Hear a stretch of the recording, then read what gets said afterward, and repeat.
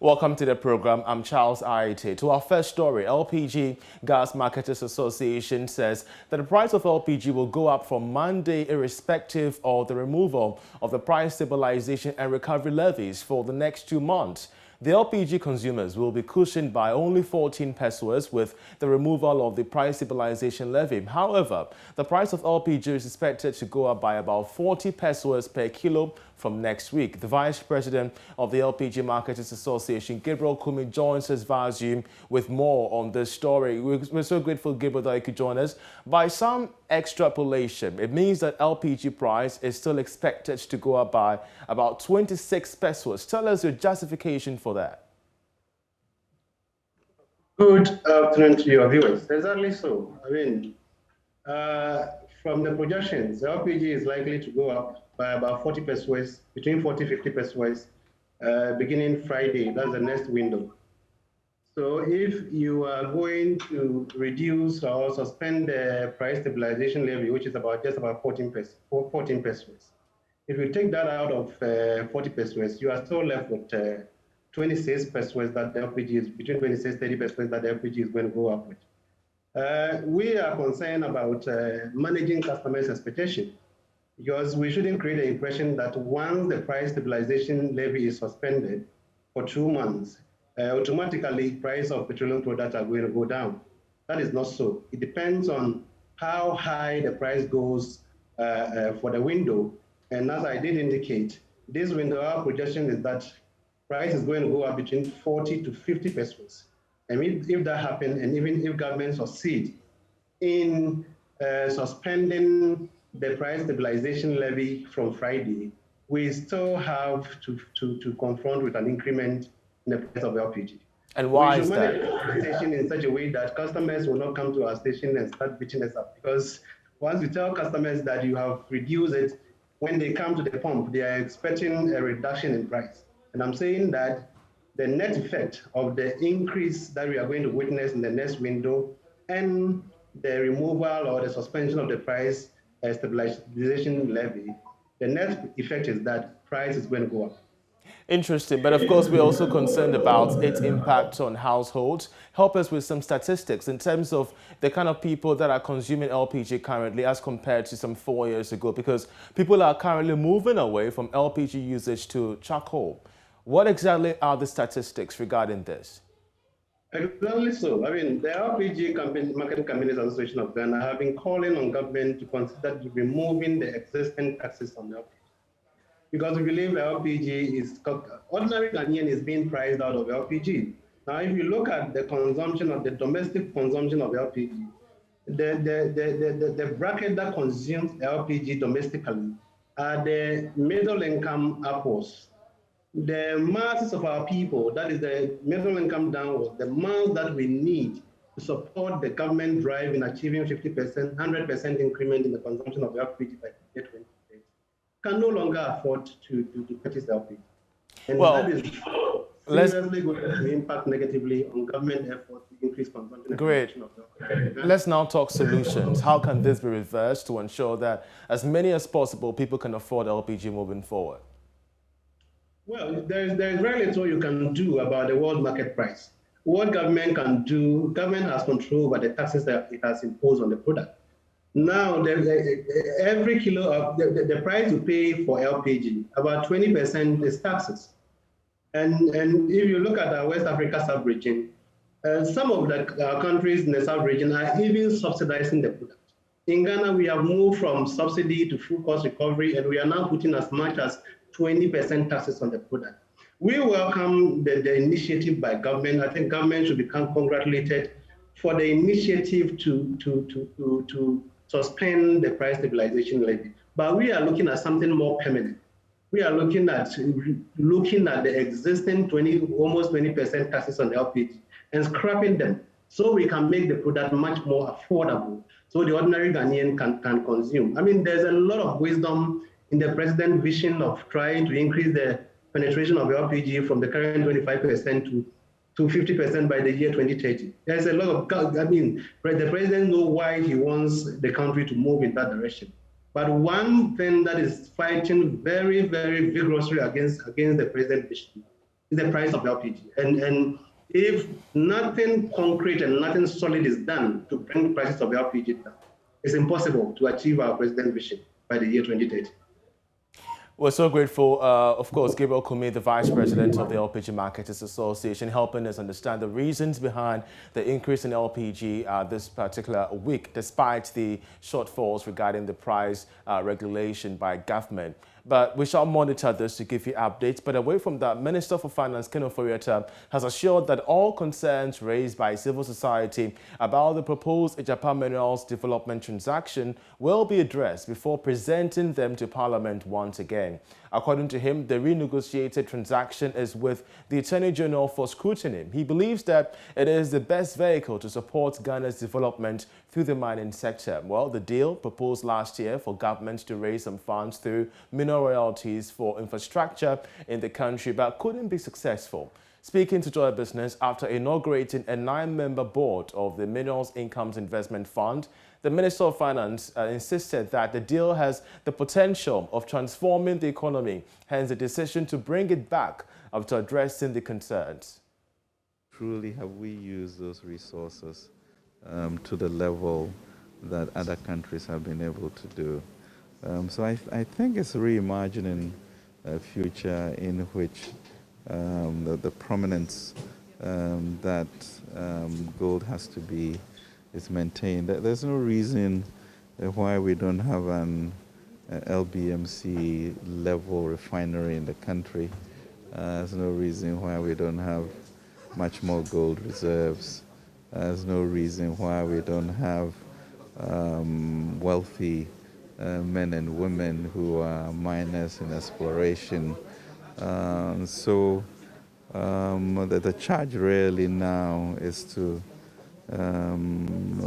appreciate the level in which it can help with our infrastructure development, of our transformation, and truly get the best of it. You know, our president has always talked about moving away from the gadgets-based economy into value add.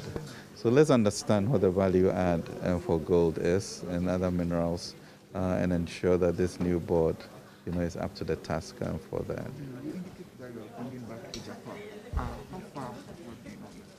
I think that the Attorney General has looked at it. We have had a few stakeholder meetings.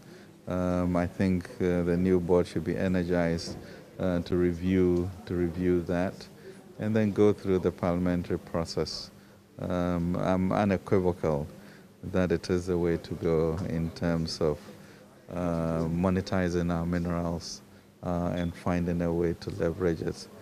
To reduce the level of debt that the country has and move into equity.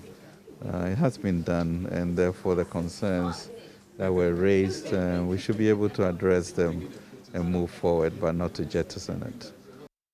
Well, meanwhile, the chief executive of the Mineral Incomes Investment Fund, Ernest Nanaya Okrante, who is also a member of the board, has the responsibility of ensuring that the transaction goes through. That's GIZ, a subsidiary of the German institution. We shall bring that story on GIZ shortly, but let's listen to this board member of, part of the Minerals Commission. We should imagine a full Ghanaian-owned company listed out there, majority owned by Ghana, that is able to claw back shareholding in the likes of Newmont, Anglo Gold Ashanti, etc. Currently, we have about just 10% carried interest in most of these global mining firms.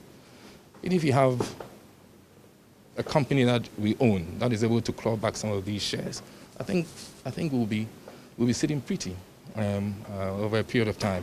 Let's imagine a Ghanaian company that is able to, let's say, even just buy 2.5% in De Beers in Botswana. We know that diamonds is the foundation of the Botswanan economy. These are things that I'll pray that Ghanaians start thinking about. Instead of sometimes there's a lot of noise without really getting into the substance of the transaction. So just a bit of clarity: Ejapa is fully Ghanaian.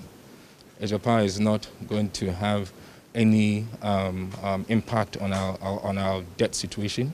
It's not going to have any impact on the exchequer. It's a fully Ghanaian-owned company for which we are selling down some shares, like you have MTN selling shares in Ghana. We are 51% at least majority shareholder.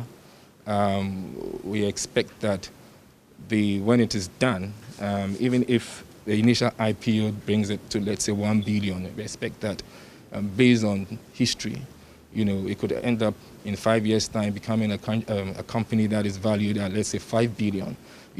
These are things that I think we should be having discussions about. I think these are exciting times. I call it Ghana has a rendezvous with destiny, with a Japan myth. Well, GIZ, a subsidiary of the German Federal Ministry of Economic Cooperation and Development in collaboration with Cognos International, has launched a 2-week training for 20 small and medium enterprises. Now, the SMEs are operating in the field of wood processing, furniture production, and furniture accessories. Speaking on the sidelines of the launch, the head of operations of Cognos International, Timo Teko, says the move is part of efforts to create 300 jobs in 2 years. The Ghana-Germany SME Training and Exchange Program, supported by Invest for Jobs, is aimed at supporting SMEs to grow and expand their frontiers by joining international markets. Under this program, a 2-week training for 20 small and medium enterprises in the wood industry has been launched. According to Head of Operations at Cognos International, Timo Teko, this is part of measures to achieve a target of 300 jobs in 2 years. We are organizing this program, and this project has altogether a duration of like 2 years. And within these 2 years, we are implementing 3 programs, each for 20 Ghanaian SME, so from different sectors. We started in April this year with 20 SME from the food processing sector and cosmetic sector. And now in the second round, we are focusing on the woodworking industry, furniture industry, and related industries. And the overall goal of this program is, well, to create jobs here in Ghana within the SME. So during the 2 years of this program, we want to create with this 60 SME 300 jobs. And this can be reached to export promotion. Team leader of the Special Initiative on Training and Job Creation at GIZ Ghana, John Duty, says they expect to grow the bond between Ghanaian and German SMEs. According to him, the training is to equip businesses in both countries with skills to enable them adapt in each other's environment. Our expectations are that these companies, the initiative is identifying 60 growth-oriented SMEs in Ghana.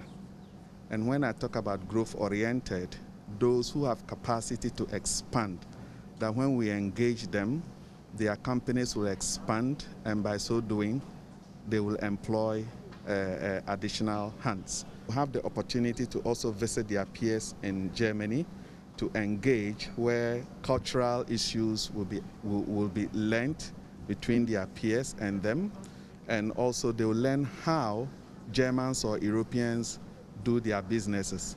One of the participants, Emmanuel Ashite, says the training is the first of its kind, which he believes would boost the sector. We're okay, and we think it will give us that managerial skill that we need to push our companies forward. Because for our industry, we hardly have this training, and that's what we need to build capacity in our industry. How to employee management, and then looking at the models, you have all that in it. So we are seeing that it's going to help us to push production. Well, we'll still stay with SMEs because Vodafone Ghana says its customers, particularly small and medium-scale enterprises, will remain central to its core business since they are the catalyst for national development. According to the Director of Digital Transformation and Commercial Operations, Angela Mensah-Poku, Vodafone is customer-centric and therefore prioritizes feedback from customers, which plays an important strategy in designing and shipping products going forward. We have more in this report. The initiative was in line with the telecom firm's commitment to support and equip SMEs in their line of business. Director of Digital Transformation and Commercial Operations, Angela Mensah-Poku, was speaking to the media as part of its International Care Week celebration, where it organized a special customer care training for 150 SME customers. So for Vodafone, it's important that we share it with customers. It's not an internal celebration. It's a celebration for our customers. And also SMEs, because we've just finished our SME month. We celebrate SME month every year for the last 7 years. And we know that SMEs are the catapults of growth. So if we want to grow as a nation, we need to enable SMEs with the skills and the tools to make sure that they're ready to be digital. So that's the reason. Some SME customers of Vodafone were taken through training on customer service. Customer service expert Yvonne McCarthy urged smaller businesses particularly to prioritize customer service and branding to succeed in today's business. So it is something someone has practiced, they've lived by it, and they become used to the fact that they don't have to smile. But if you cannot smile, there's a Chinese proverb, a man who cannot smile should not open a shop. Very simple. You can't smile? What are you serving people for? Right? And service now is almost a calling. It's not something you can just get up and do. It's something you have to tune yourself to go and do. So you, the person serving the customer, you're part of the aesthetics of your organization. You're part of the edifice. Yes, the edifice is there, but if you're dressed properly, you speak properly, you're very, very respectful and receptive, that adds to the look and feel. So every single day, and I would entreat you, draw up a checklist, okay, with these 5 elements that I've told you about. Look and feel, write what is under your look and feel. If it's a parking lot you have, write the parking lot, write your washroom, write all those things so that you give it to your employees. Every morning we need to check against these things. You're still watching The Marketplace. Still to come in the bulletin, government's quest to quickly secure parliamentary approval for proposed fuel price reduction could suffer some delays. We have details after this break. Do stay with us.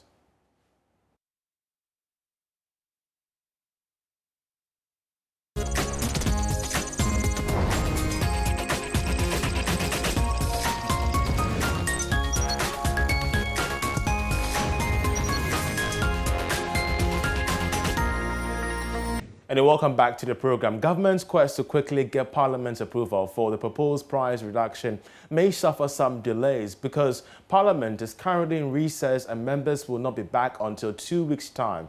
But why should this be described as not so good for consumers, especially in these times? George Riafi has the rest of the story.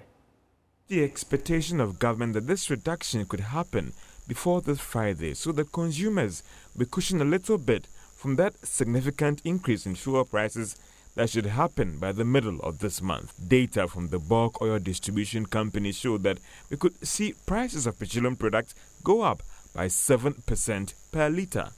But sources close to Parliament have told Job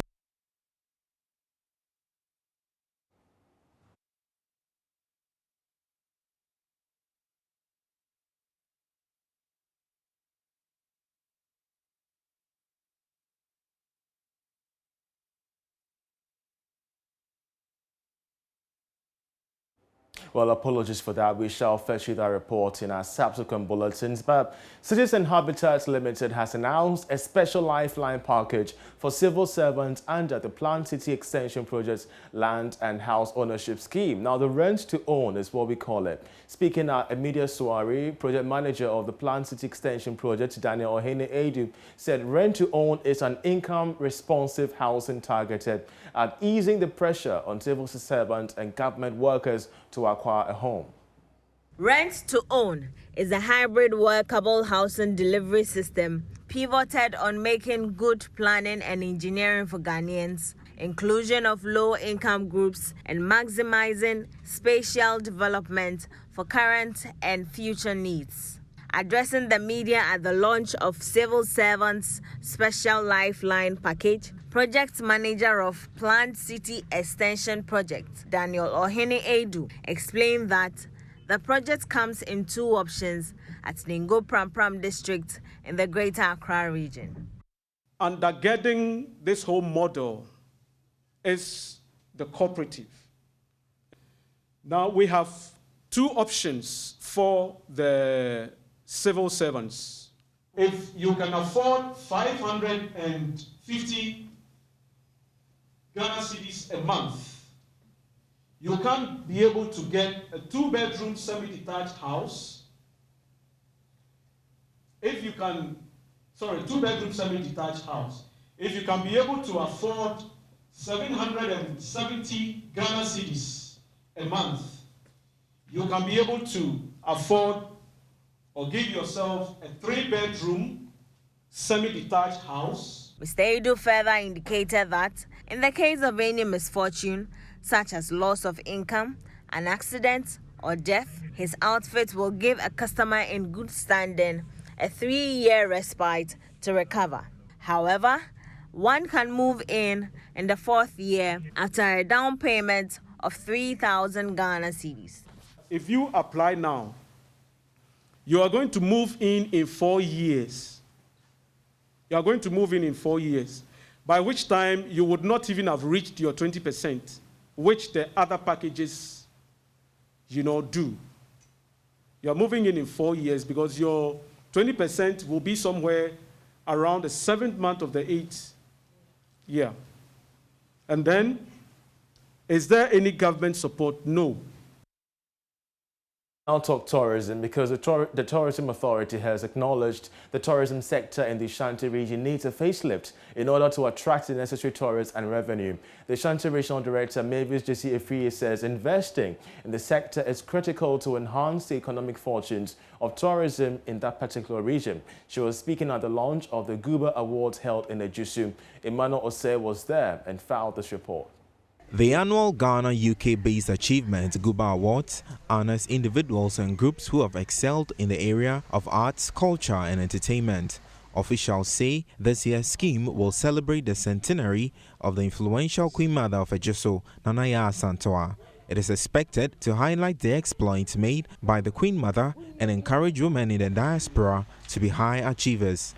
Claudia Andrews is manager for Guba Enterprise. We've had the awards in the UK, and for the first time we're having in Ghana a celebration of 100 years of Yaa Asantewaa there. We're celebrating a woman of courage and resilience, which is why our theme is celebrating a symbol of courage and resilience. And also awarding honorees who over the years have trailblazed. They've set the pace within their fields. They've achieved things that we cannot even imagine, and specifically that they are women. So these are women that we see from what they've done to have the Yaa Asantewaa spirit. The Guba Awards are supported by the Ministry of Tourism, Arts and Culture and the Ghana Tourism Authority. Ashanti Regional Director for Ghana Tourism Authority, Mavis Jesse Afriye, says the tourism sector needs a facelift to attract tourists into the region. She says all efforts are being put in place. When domestic tourism boosts, there's the tendency that revenue will also shoot. Currently what we see is that Yaa Asantewaa Museum is down, and that what the tourism industry is trying to do is to revamp the place so that at least it can attract a lot of tourists. A lot of people have been patronizing the attractions that we have. We have Kumasi Zoo currently is being patronized a bit. Menchia Palace is under renovation, so it's closed down. But in the Ashanti region, we have Bobri Forest, we have Kumasi Zoo, we have Cultural Center, and then Military Zoo. But because we are not traveling outside, people have realized that there's a need to travel within our own country. And that'll be all for the marketplace. I'm Charles Aite. For more news, to log on to myjoyonline.com. Many thanks once again for watching. Enjoy the rest of our programs.